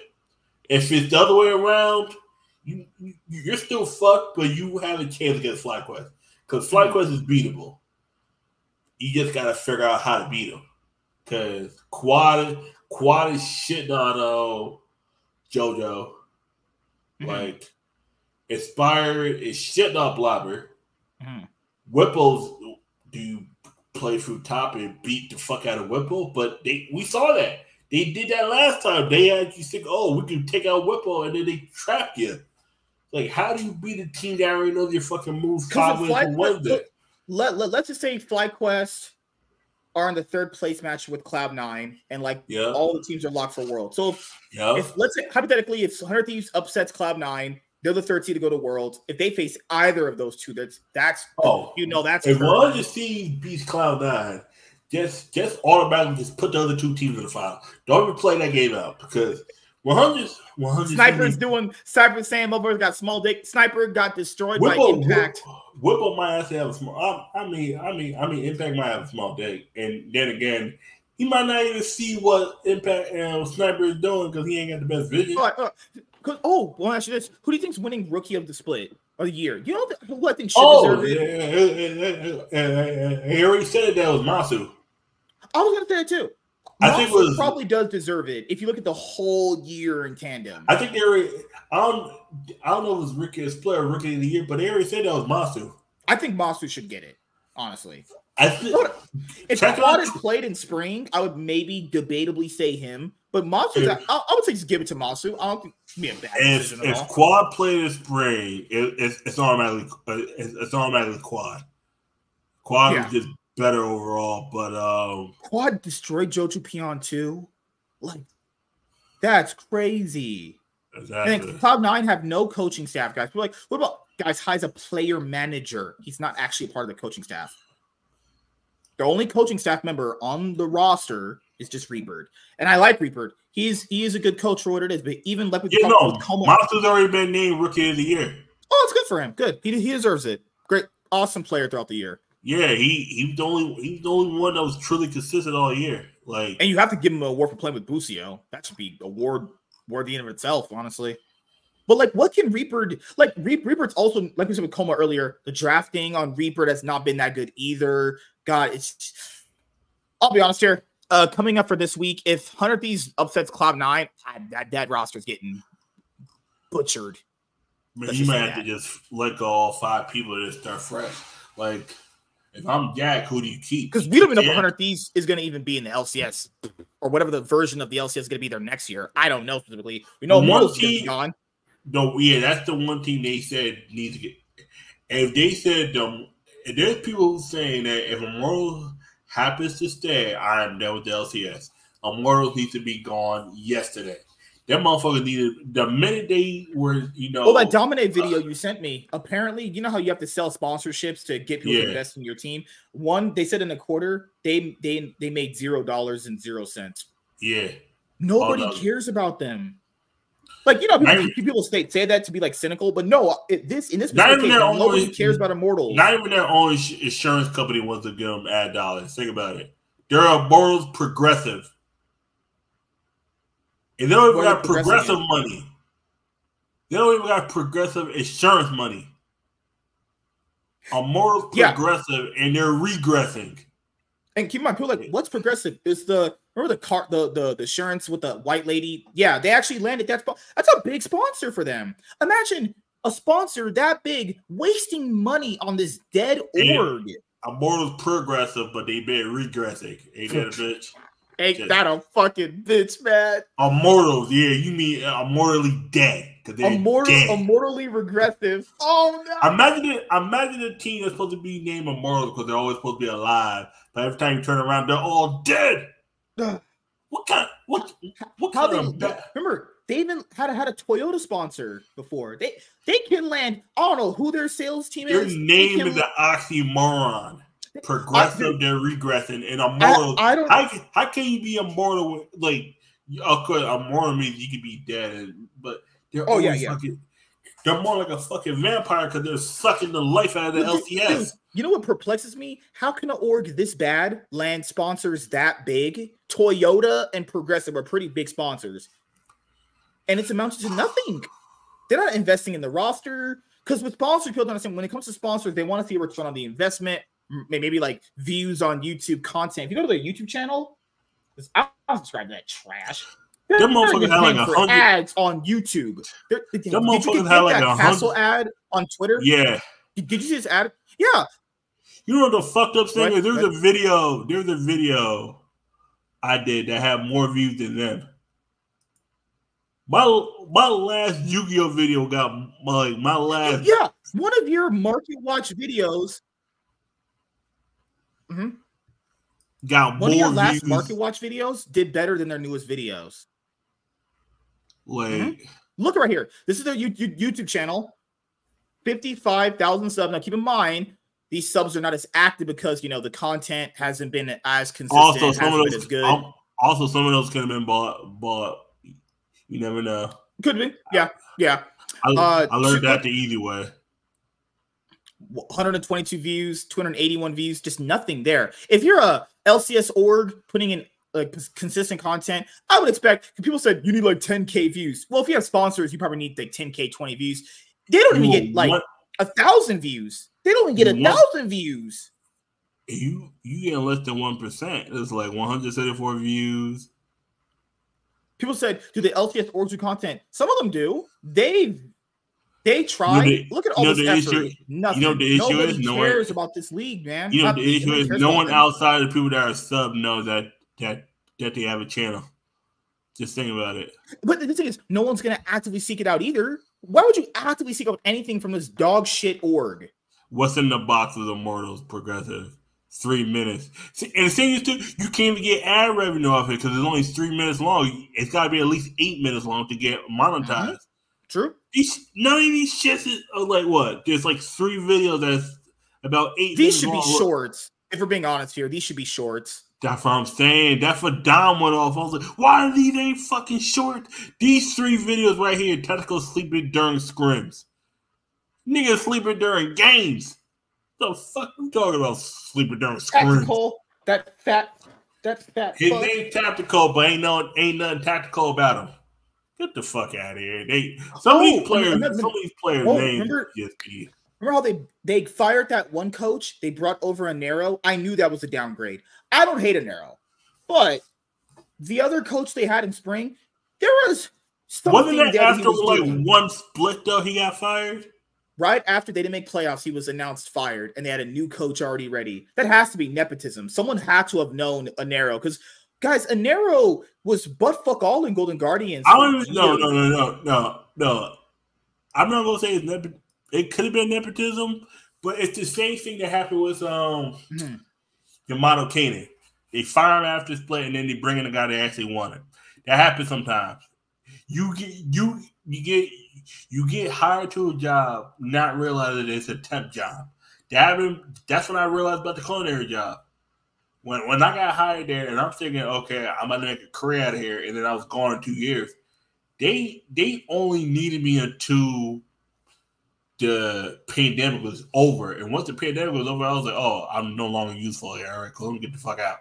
That happens sometimes. You realize a coach sometimes they're not gonna say, dude, these motherfuckers we have a 2-year contract, and then you get fired after one split. They bossed you out. No, that's what I told him. Remember, he said it in the video with Degon, the interview. He said they promised me 2 years to build the roster, to get things going. One split. That was crazy. They did better with him than they did with the Nero. Yeah. They even beat Cloud9 twice in spring. I don't even understand why they brought the Nero over. Nero's pretty overrated for how people talk about him. Very overrated. He was probably the guy that they always wanted to hire, but he couldn't get out. Wherever he was at, he took a break after the Lost Golden Guardians. Yeah, and maybe that was the same dude. They probably already promised a Nero, but Nero wasn't ready. That happens sometimes. No, I don't disagree. It's just like, how can I feel anything for this org when they told this guy 2 years, built the roster, and Orioles have always looked really bad. But at least in that split, I could be like, I could see the improvement in some areas. Then Nero comes in, they regress in everything. They beat Sharp Billion when they had Tomio, and then they lost 8 straight. Yep. 8 straight. These are like getting clapped. These aren't like close games, okay? Yeah. You're getting fisted into the dirt. Yep. Just absolutely disgusting from this org. Get them the fuck out of here. That week 1, they look decent. Because they get shot. Yeah, they had Tomio, not Boogie. They had Tomio that week. You know? Because Boogie didn't come in later until week 4. God, I hate it. I hate looking at these guys. I hate this fucking org, man. Trash. Oh, you know that one video you watched? He said Immortals had a winning season back in 2021. There's an asterisk to that. They were testing out a format. You know, people's with the NBA format where like your record carries over the entire year. They tried that in 2021. So whatever record you had for the regular season in 2021 spring, you start out with that record in summer. That's why Immortals had a 20 game score record. That was because they earned that. That was because the numbers were added up. That they had a split that carried over to them. That has a huge asterisk to that, you know. And that was the year that 100 C's won, right? Yeah, that was summer split that they won. Yep. Mm-hmm. Yep. Like Immortals. I'm sorry, this YouTube channel is trash. Their coach, whoever the management side of this is trash. I give it up to the sales team. That sales team, props to you. I don't know how you landed Progressive as a sponsor, but you guys ain't progressing in shit, but L's. But that's pretty much it. I have to go to the store. I got to get this thing before the night ends. Anything you want to say before you head out? Any videos you're going to be working on? No video to the ban list. I'm not doing no Mark Wise. And apparently today, if you go on their Twitter, Konami's Twitter, or if you watch that live stream they had, guess when the ban list is coming out, or it was announced to come out Saturday. I told motherfuckers there was a good chance when they said because my birthday is Sunday. I was like, these motherfuckers it was like they're going to put on Saturday because think about it, our last two ban lists had even been Monday, Tuesday, Friday, and Saturday. I was like, all right, cool, that's me. We're getting the ban list on a fucking Saturday. And do not message me. Nobody message me the ban list. I'm not watching it. I'm not watching nothing on YouTube. I usually can't even react to it until when I get home. If the ban list videos show up, I just scroll past them really fast. I make sure to avoid areas on social media. That's what I do. Because my main thing, I don't mind looking at a thumbnail and know 1 or 2 cards, but this is why. You're gonna see one. With my thumbnail, I try to put the list and blur it out, or I try to put one card. The least impactful card be like, oh, this card's back at 3. I try to do something where I don't spoil it for people.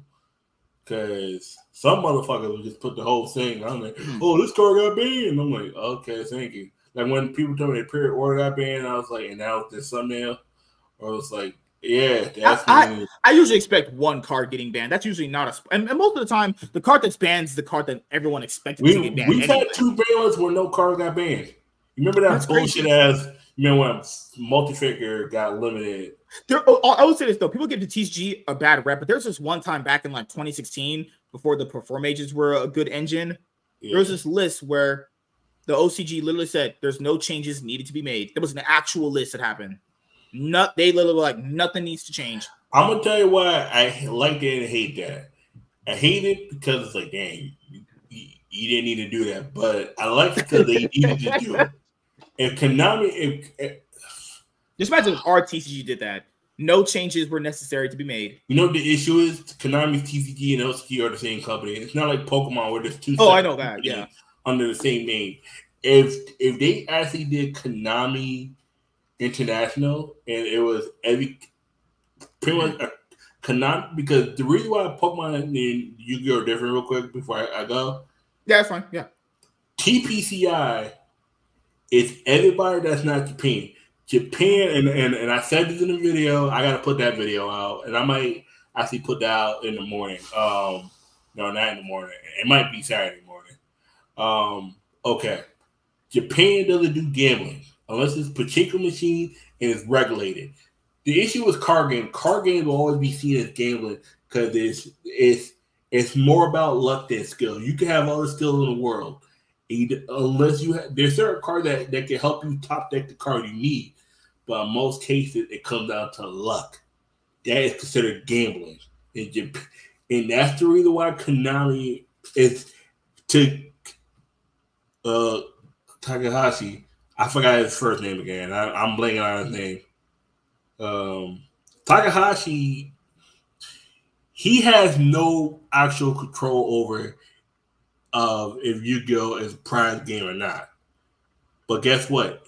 They couldn't do it anyway because the Japanese headquarters the Konami headquarters is in Japan. It's not in America. TPCI is in America. That's why they're able to give out cash prizing. Before 2003, there was no cash prizing in Pokemon. Once TPCI was created, and eventually they started doing cash prizing once they understand how to distribute it evenly between the first place and whatever place they want to give it to. But Japan will never do cash prizing. Guess what you win if you win in Japan? You get a travel award. Pretty much saying all expenses are paid when you go to Worlds or you go to a certain tournament. Mm-hmm. Any tournament that is not considered Worlds, you have to pay out of your pocket. There was a guy, Kito Arai. He got top 4 in the regional and like top 8 at an IC.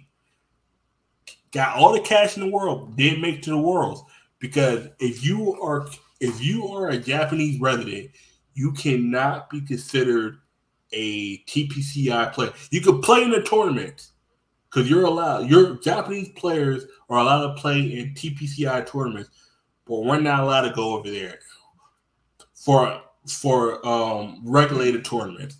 It's a lot of red tape, but it's the same thing with Konami.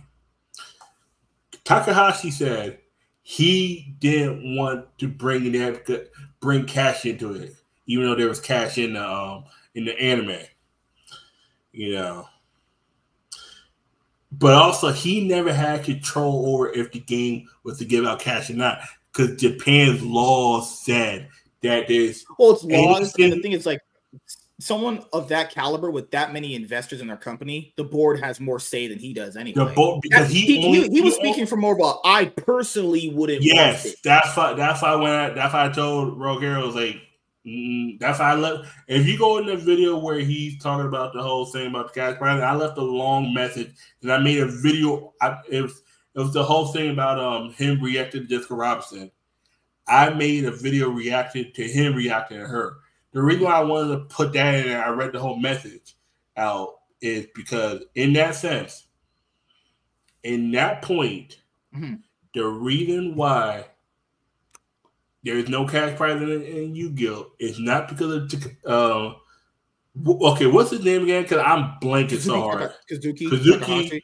Okay, I don't know how I was saying it backwards. Kazuki Takahashi. He had no control in it. He only had the creative right of the like characters and drawings. He didn't have the distribution rights, the full rights, because that's Shonen Jump and Shueisha TV. They had the distribution rights. Konami, or they had the distribution rights for the anime. He only had the creative right side. He had some control, as a shareholder, but he didn't have enough control to not, if Japan said, "Oh, tomorrow we can do gambling," Konami might actually do it, but Konami doesn't have that control. Konami's just a distributor. That's why Konami. Yeah. A lot of people think they own Yu-Gi-Oh. That's not true. They're just they have a lot of stake in Yu-Gi-Oh, but Shueisha TV is the owner of Yu-Gi-Oh. Shueisha. That's why go look at a Yu-Gi-Oh card. You see Shueisha TV. That's the owner. Konami is just Konami's just a distributor. Like when you see Konami, all they do is distribute cards. Business. No, but I can understand all that business stuff makes people's heads explode when you start saying that shit to them. I fully get why people wouldn't want to be into it. That's why that's why TPCI went. Pokemon realized they could not control Japan like they do the whole world, because Japan has an iron system. America doesn't really have an iron system. They're more corporate greed. Japan doesn't really have that. They have where they don't want people, because we seen greed kill people. And it's the same thing with Konami. They have because there's headquarters, but like on TPCI, they're a separate company that's still under the umbrella of Pokemon, the Pokemon company. But they actually have their own. They're their own company, but they still share this the likeness of the Pokemon company in Japan. Two separate companies, but they still run the same. They, in a sense, Konami needs to do the same thing, or it's got to be, or not Konami. It's got to be Shueisha TV one to let Konami in America be its own company and be like, hey, Konami, like make it that Konami is its own separate company, and then but Yu-Gi-Oh so much more. Matter of fact, this is gonna be in own video. This got to be in own video, because I'm starting to realize, looking at the information I got, there's a lot more shit about why. For sure, yeah. It's like I could go on for another hour, but yeah. Head out to the store, go eat you some linen tacos. Yes, sir. Bring me some.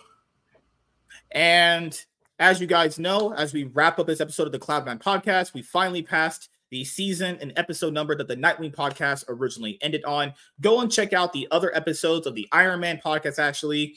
And as you guys know, I'm going to be uploading more consistent videos for you guys. The new episodes of the Cloud9 podcast and the Iron Man podcast are getting uploaded to the podcasting platform. So that way, if you can't watch the show live when it's airing, you can watch and listen to either the Iron Man podcast or the Cloud9 podcast on your podcasting platform of your choice. And the Cloud9 podcast episodes, to get them up on Rumble, are currently getting uploaded right now. I'm almost done with season 3, and I will be working on season 4 very, very soon.